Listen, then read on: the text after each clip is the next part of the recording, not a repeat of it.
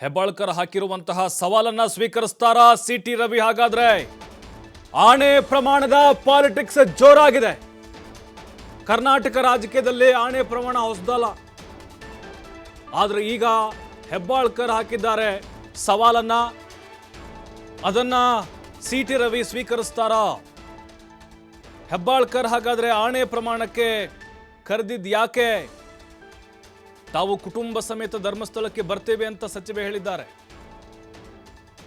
ನಿಮಗೆ ಹತ್ರ ಆಗುತ್ತಲ್ವಾ, ಚಿಕ್ಕಮಗಳೂರು ನಿಮ್ಗೆ ಧರ್ಮಸ್ಥಳ ಹತ್ರ ಆಗುತ್ತೆ.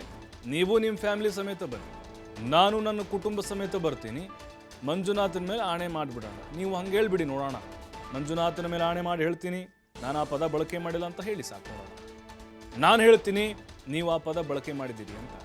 ಸವಾಲ್ ಹಾಕ್ತಾ ಇಲ್ಲ, ಜವಾಬ್ ಕೂಡ ಕೇಳ್ತಿಲ್ಲ ನಾನು ಅಂತ ಲಕ್ಷ್ಮೀ ಹೆಬ್ಬಾಳ್ಕರ್ ಹೇಳಿದ್ದಾರೆ. ಕಾನೂನಾತ್ಮಕವಾಗಿ ಹೋರಾಟಗಳು ಬೇರೆ, ಆದರೆ ಇಲ್ಲಿ ನೀವು ದೇವ್ರು ನಂಬ್ತೀರಿ, ನಾನು ಕೂಡ ದೇವ್ರನ್ನ ನಂಬ್ತೀನಿ, ಎಲ್ಲವೂ ಕೂಡ ಅಲ್ಲೇ ಇತ್ಯರ್ಥ ಆಗಲಿ ಅಂತ ಹೇಳಿದ್ದಾರೆ. ಆದರೆ ಸಿ ಟಿ ರವಿ ಅವ್ರ ಹೇಳಿಕೆ ನಾವು ಗಮನಿಸಿದ್ವಿ. ಇದನ್ನೆಲ್ಲ ಅವರು ತಳ್ಳಿ ಹಾಕಿದ್ದಾರೆ. ನನಗೆ ಹೈಕೋರ್ಟ್ನಲ್ಲಿ ಕಾನೂನಾತ್ಮಕವಾಗಿಯೇ ಜಯ ಸಿಕ್ಕಿದೆ, ನಾನು ಆಣೆ ಪ್ರಮಾಣಕ್ಕೆ ಯಾಕೆ ಬರಲಿ ಅನ್ನುವಂಥ ಅರ್ಥದಲ್ಲಿ ಹೇಳಿದ್ದಾರೆ. ಅಂದ್ರೆ ಈಗ ಕೆಸರಿಗೆ ಹೋಲಿಸ್ಬಿಟ್ಟಿದ್ದಾರೆ. ಕೆಸರು ಮೇಲೆ ನಾನು ಬಿದ್ದರೂ, ನನ್ನ ಮೇಲೆ ಕೆಸರು ಬಿದ್ದರೂ ಕೊಳೆ ಆಗೋದು ನನ್ನ ಮೈ, ನನ್ನ ಬಟ್ಟೆ ಅಂಥೇಳಿ ಸಿ ಟಿ ರವಿ ಅವರು ಹೇಳಿದ್ದಾರೆ. ಹಾಗಾಗಿನೇ ಇದು ಮತ್ತೊಂದು ಸ್ವರೂಪವನ್ನು ಪಡೆದುಕೊಳ್ತಾ ಇದೆ. ಅವ್ರು ಹೇಳಿಲ್ಲ ಅಂತಾರೆ, ಇವರು ಹೇಳಿದ್ದಾರೆ ಅಂತ ಇವ್ರು ಹೇಳ್ತಾರೆ. ಲಕ್ಷ್ಮೀ ಹೆಬ್ಬಾಳ್ಕರ್ ಅವರು ಈ ಒಂದು ಕೇಸನ್ನು ಅಷ್ಟು ಸುಲಭವಾಗಿ ಬಿಡೋದಿಲ್ಲ ಅಂತ ಅನ್ನಿಸ್ತಾ ಇದೆ. ಇದರಿಂದ ಹಿಂದೆ ಸರಿಯೋದಿಲ್ಲ ಅಂತ ಕ್ಲಿಯರ್ ಕಟ್ಟಾಗಿ ಗೊತ್ತಾಗ್ತಾ ಇದೆ. ಆಲ್ರೆಡಿ ಅವ್ರು ಹೇಳಿದ್ದಾರೆ, ಪ್ರಧಾನಿ ಭೇಟಿ ಆಗ್ತೀನಿ, ನಾನು ರಾಷ್ಟ್ರಪತಿ ಪತ್ರ ಬರಿತೀನಿ ಅಂಥೇಳಿ. ಅದರ ಜೊತೆಗೆ ಆಣೆ ಮಾಡಿ ಬನ್ನಿ ಅಂಥೇಳಿ ಸವಾಲು ಹಾಕಿದ್ದಾರೆ ನೇರವಾಗಿ. ಸಿ ಟಿ ರವಿ ಅವರು ಇದನ್ನು ಸ್ವೀಕರಿಸ್ತಾರಾ? ಅವರ ಮಾತನ್ನು ನೋಡ್ತಾ ಇದ್ದರೆ ಅವರು ಆಣೆ ಪ್ರಮಾಣಕ್ಕೆ ಬರೋದಿಲ್ಲ ಅಂತ ಅನ್ನಿಸ್ತಾ ಇದೆ.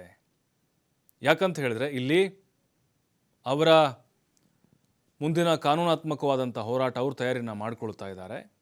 ಅದರ ಜೊತೆಗೆ ಈಗ ಏನಪ್ಪ, ಈಗ ಸಿ ಟಿ ರವಿ ಅವರು ಆಣೆ ಮಾಡೋಕ್ಕೆ ಬರಲಿಲ್ಲ, ಹಾಗಂದ್ರೆ ಅವರು ಆ ಪದ ಬಳಕೆ ಮಾಡಿದ್ದಾರೆ ಅಂತ ಡಿಕ್ಲೇರ್ ಮಾಡೋಕ್ಕಾಗತ್ತಾ? ಬಟ್ ಏನೇ ಆದರೂ ಕೂಡ ಕಾನೂನಾತ್ಮಕವಾಗಿ ಅದು ಬಗೆಹರಿಬೇಕು. ನಾನು ದೇವರ ಮೇಲೆ ಭಕ್ತಿಯನ್ನು ಇಟ್ಕೊಂಡಂಥವ್ರು, ದೇಶದ ಎಲ್ಲ ದೇವಾನುದೇವತೆಗಳನ್ನು ನಾನು ನಂಬಿದಂಥವ್ರು. ಅವ್ರು ಬಹಳಷ್ಟು ಹೇಳ್ತಾ ಇದ್ದಾರಲ್ಲ, ನಾನು ಅಂದೆಲ್ಲ ಅಂತ ಹೇಳಿ. ಕಾನೂನು ಒಂದು ಕಡೆ, ಕಾನೂನು ತನ್ನ ಪ್ರಕ್ರಿಯೆ ಮಾಡುತ್ತೆ. ಏನು ವೈಭವೀಕರಣ ಮಾಡ್ಕೊಳ್ತಾ ಇದ್ದಾರಲ್ಲ, ನಾನು ಇಷ್ಟೇ ಅವ್ರಿಗೆ ಹೇಳ್ತಾ ಇದ್ದೀನಿ, ಇದು ಸವಾಲು ಅಲ್ಲ, ಅಥವಾ ಅವರಿಂದ ನನ್ನ ಜವಾಬನ್ನು ಬಯಸಲ್ಲ. ಅಂಥ ಒಂದು ದುರ್ಬುದ್ಧಿ ಇದ್ದಂಥ ಮನುಷ್ಯನಿಂದ ನಾನು ಜವಾಬನ್ನು ಕೂಡ ಬಯಸೋದಿಲ್ಲ. ಆದರೆ ಜನರನ್ನ ದಿಕ್ಕು ತಪ್ಪಿಸುವಂಥ ಕೆಲಸ ಮಾಡ್ತಾ ಇದ್ದಾರೆ, ಜನರ ಕಣ್ಣಿಗೆ ಮಣ್ಣೆರ್ಚುವಂಥ ಕೆಲಸ ಮಾಡ್ತಾ ಇದ್ದಾರೆ. ಅವರ ಕಾರ್ಯಕರ್ತರಿಗೆ, ಅವರ ನಾಯಕರಿಗೆ ಏನು ದಿಕ್ಕನ್ನು ತಪ್ಪಿಸುವಂಥ ಕೆಲಸ ಮಾಡ್ತಾ ಇದ್ದಾರೆ. ನೀವು ದೇವರನ್ನ ಬಹಳಷ್ಟು ನಂಬಿದ್ದೀರಾ ಸಿ ಟಿ ರವಿ ಅವರೇ. ಧರ್ಮಸ್ಥಳ ತಮ್ಮ ಊರಿಗೆ ತುಂಬ ಹತ್ರ ಇದೆ. ಇಡೀ ರಾಜ್ಯದ ಜನ, ದೇಶದ ಜನ ಧರ್ಮಕ್ಕೆ ಇನ್ನೊಂದು ಹೆಸರು ಧರ್ಮಸ್ಥಳ ಅಂತ ಹೇಳ್ತೀವಿ. ಮಂಜುನಾಥನ ಮೇಲೆ ನೀವು ಪ್ರಮಾಣ ಮಾಡಿ ಹೇಳಿ, ನೀವು ಕೂಡ ನಿಮ್ಮ ಧರ್ಮಪತ್ನಿಯನ್ನು ಕರ್ಕೊಂಡು ಬನ್ನಿ ಮಂಜುನಾಥನ ದೇವಸ್ಥಾನಕ್ಕೆ, ನಾನು ಕೂಡ ನನ್ನ ಕುಟುಂಬವನ್ನು ಕರ್ಕೊಂಡು ಅಲ್ಲಿ ಬರ್ತೀನಿ. ಇದು ನೈತಿಕತೆಯ ಪ್ರಶ್ನೆಯನ್ನು ಎತ್ತಿದ್ದೀರಾ ನೀವು. ನಿಮಗೆ ನೈತಿಕತೆ ಇದ್ದರೆ ಖಂಡಿತವಾಗ್ಲೂ ನೀವು ಅಲ್ಲಿ ಬನ್ನಿ. ಇದು ನಿಮಗೆ ನಾನು ಚಾಲೆಂಜ್ ಮಾಡ್ತಾ ಇಲ್ಲ, ಆದರೆ ಜನರ ಎದುರುಗಡೆ, ಯಾಕಂದರೆ ನೀವು ದೇವರನ್ನ ಬಹಳಷ್ಟು ನಂಬಿದ್ದೀರಾ, ದತ್ತಮಾಲೆಯನ್ನು ಹಾಕಿದ್ದೀರಾ, ದತ್ತಪೀಠಕ್ಕೆ ಹೋಗ್ತೀರಾ, ಬಾಯಿ ತೆಗೆದ್ರೆ ರಾಮನ ಹೆಸರನ್ನು ಹೇಳ್ತೀರಾ. ಅದಕ್ಕೆ ತಾವು ಬನ್ನಿ ಧರ್ಮಸ್ಥಳಕ್ಕೆ ಅಂತ ಕರಿತಾ ಇದ್ದೀನಿ. ನಾನು ದೇವರ ಮೇಲೆ ಭಕ್ತಿಯನ್ನು